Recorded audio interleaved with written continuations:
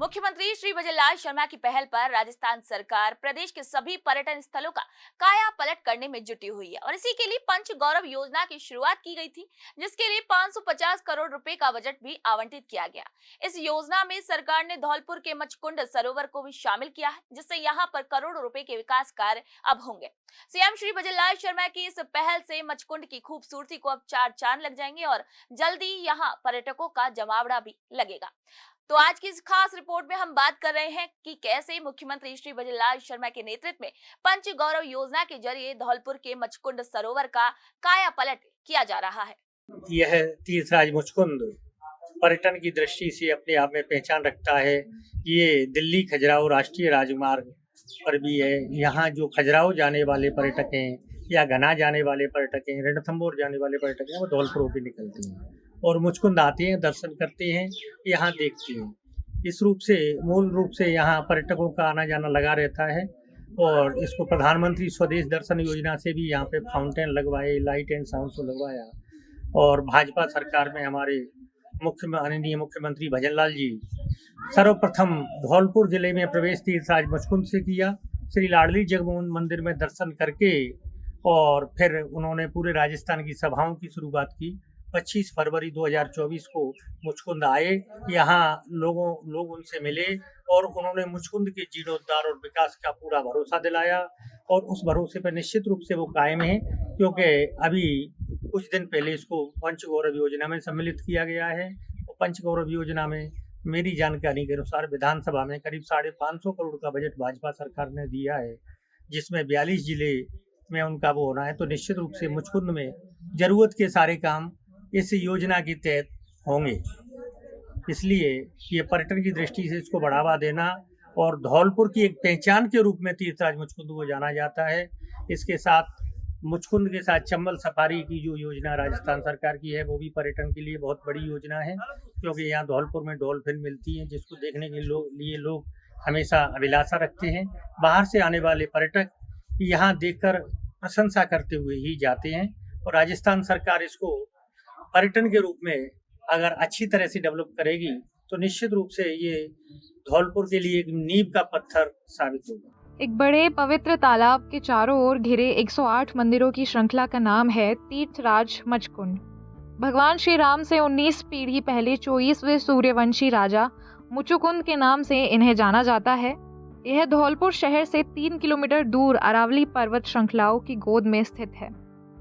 सभी तीर्थों का नेह जुड़ जाने से सुरमय प्राकृतिक सरोवर मचकुंड को तीर्थों का भांजा भी कहा जाता है। 108 प्राचीन मंदिरों की श्रृंखला पवित्र सरोवर के चारों ओर 1 किलोमीटर परिक्रमा मार्ग, हर अमावस्या पर संपूर्ण तीर्थ की परिक्रमा और हर पूर्णिमा पर कुंड की पूजा आरती यहाँ मुख्य आकर्षण के केंद्र है। यहाँ हर वर्ष ऋषि पंचमी व बलदेव छठ को लक्की मेला लगता है। मेले में लाखों की तादाद में श्रद्धालु आते हैं।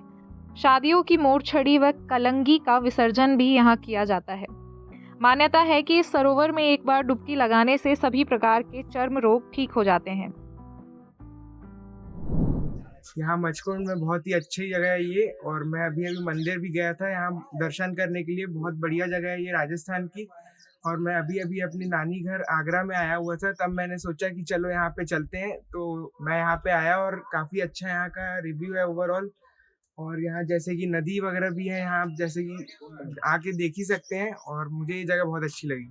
पंच गौरव परियोजना के अंतर्गत मचकुंड को पर्यटन मानचित्र पर लाने का प्रयास किया जा रहा है। इस योजना में मिलने वाले बजट से मचकुंड में जन सुविधा, पीने का पानी, पुरातत्व विभाग और सौंदर्यीकरण के काम किए जाएंगे। जिले में भ्रमण करने आने वाले पर्यटकों के लिए अभी तक पर्यटन स्थलों की जानकारी उपलब्ध कराने के लिए कोई केंद्र स्थापित नहीं है। इसके लिए पर्यटन कार्यालय और स्वागत कक्ष खोला जाएगा। इसके साथ ही यहाँ पर बंद पड़े फव्वारे और लाइटों को ठीक करके फिर से लाइट एंड साउंड शो शुरू किया जाएगा। पर्यटकों को आकर्षित करने के लिए सरोवर में नौकायान शुरू कराने का भी प्रस्ताव है।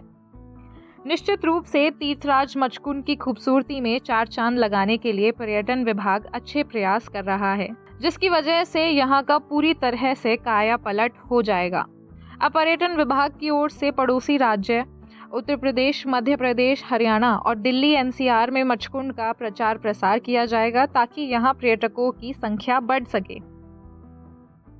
रायपुर छत्तीसगढ़ से आई हूँ। मचकुंड बहुत अच्छा प्लेस है, बहुत ब्यूटीफुल है और एकदम यहाँ पे ये जयपुर का लुक आ रहा है, राजस्थान का पूरा लुक दे रहा है। बहुत शांति है, पीस है, बहुत बेस्ट है ये। फैमिली पिकनिक के लिए आ सकते हैं यहाँ पे। ये आगरा के काफी नेरेस्ट है। मैं अपने घर आई हुई थी आगरा, तो हम लोग यहाँ पर आए हैं। बहुत अच्छा है, मंदिर भी बहुत अच्छा है यहाँ पे, सब कुछ ओवरऑल बेस्ट है। चलिए आइए अब जानते हैं कि जिस मचकुंड के सौंदर्यकरण को लेकर भजनलाल सरकार इतना प्रयास कर रही है, आखिर उसका इतिहास है क्या। मान्यताओं के अनुसार त्रेता युग में महाराजा मांधाता के 3 पुत्र हुए, अमरीश, पुरु और मुचुकुंद।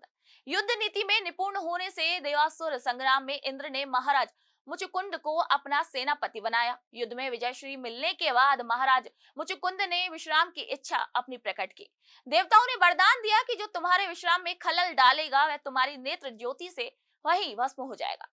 देवताओं से वरदान लेकर महाराज मुचुकुंद शामश्चल पर्वत की एक गुफा में आकर सो गए, जहां अब मौन सिद्ध बाबा की वो गुफा है। तीर्थराज मुचकुंद की कथा श्रीमद् भागवत के 10वें स्कंद के 51वें अध्याय में, विष्णु पुराण के पंचम अंश के 23वें अध्याय में है। मुचकुंद जी महाराज भगवान राम के पूर्वज थे। भगवान श्री राम से 24 पीढ़ी पहले अयोध्या के राजा मानधाता के 3 पुत्र हुए, अमरीश, पुरु और मुचकुंद। तो मानधाता के कार्यकाल में देवासुर संग्राम हुआ। जब देवता लोग सहायता के लिए राजा मानधाता के पास गए तो उन्होंने मुचकुंद जी को सेना लेके देवताओं के साथ भेज दिया। लंबे समय तक युद्ध हुआ और युद्ध में देवताओं की विजय हुई। जब देवताओं की विजय हुई तो देवताओं ने श्री मुचकुंद जी महाराज से कहा कि आप वरदान मांगिए। मुचकुंद जी बोले, मैं लड़ते लड़ते थक गया हूँ, विश्राम चाहता हूँ। देवराज इंद्र ने इनको उसी समय यह वरदान दिया कि आप अरावली की श्रृंखला में तीर्थराज मुचकुंद में जाके अरावली की श्रृंखला में धौलागिर पर्वत में जाके विश्राम करें। जो भी आपको कच्ची नींद जगाएगा वो आपकी पहली दृष्टि पड़ते ही जलकर भस्म हो जाएगा।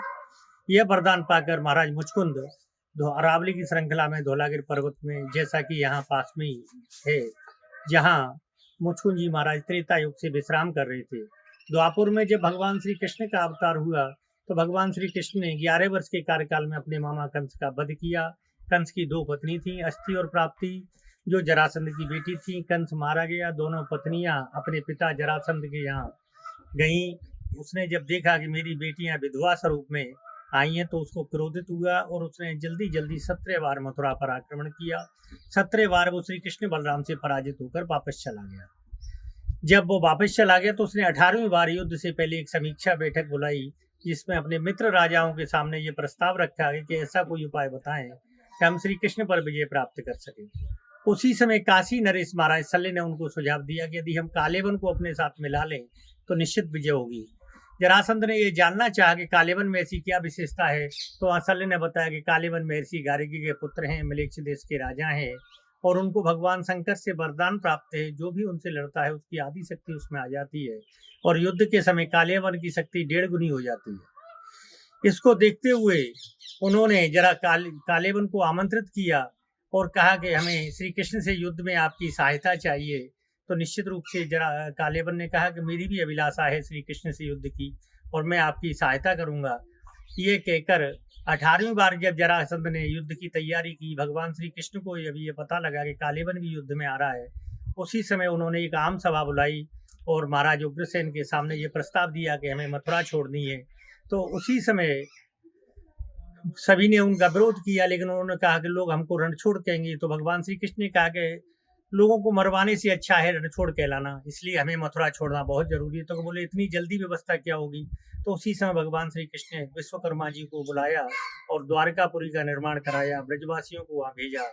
और भगवान श्री कृष्ण से जब युद्ध के लिए कालेवन और जरासंध आए तो भगवान कृष्ण ने कहा कि आपको तो हमी से युद्ध करना है। कालेवन बोले हाँ महाराज। तो बोले मथुरा से बाहर चलते हैं। बोले चलो। आगे आगे श्री कृष्ण और पीछे पीछे कालेवन। यहाँ आकर भगवान श्री कृष्ण ने कालेवन की नजर बचाते हुए अपना पीताम्बर सोते हुए राजा मुचकुंद को उड़ा दिया। कालेवन ने जब उनको श्री कृष्ण समझकर जगाया तो वो जलकर भस्म हो गया। आज भी वो पहाड़ी भस्म पहाड़ी के नाम से जानी जाती है। और यहाँ पर भगवान श्री कृष्ण ने जब देखा कि कालेवन भस्म हो गया तो राजा मुचकुंद को दर्शन दिए। मुचकुंद जी ने श्रीमद् भागवत में बहुत सुंदर स्तुति 13 श्लोकों में की। विमोहितो यम जनई समाया इस प्रकार स्तुति करते हुए भगवान से प्रार्थना की कि महाराज मैंने पहले भी देवासुर संग्राम में काफ़ी लोगों को मारा और जागते जागते आपने एक और कल्याण करवा दिया, इसका प्रायश्चित बताएं। तो भगवान श्री कृष्ण ने उनको कहा कि हे मुचकुंद महाराज, आप एक यज्ञ करें। तो यज्ञ के लिए राजा मुचकुंद यहाँ परीक्षित थे और भगवान श्री कृष्ण के सानिध्य में ये जो आप सरोवर देख रहे हैं ये यज्ञ कुंड है। करीब 5250 साल पहले यहाँ पर यज्ञ किया गया है और इस यज्ञ का कराने के बाद में भगवान श्री कृष्ण यहाँ से बद्रीनाथ जी गए और राजा मुचकुंद यहाँ से बद्रीनाथ गए और भगवान श्री कृष्ण यहाँ से द्वारकापुरी के लिए गए। इस प्रकार करीब 5240 साल पुराना यहाँ का इतिहास है और पर्यटन की दृष्टि से यहाँ पर 108 मंदिर थे पहले, अब 24-25 मंदिर हैं। निश्चित रूप से सरोवर है और लोग जो आते हैं वो निश्चित रूप से यहाँ से प्रसन्न मुद्रा में देखकर ही जाते हैं।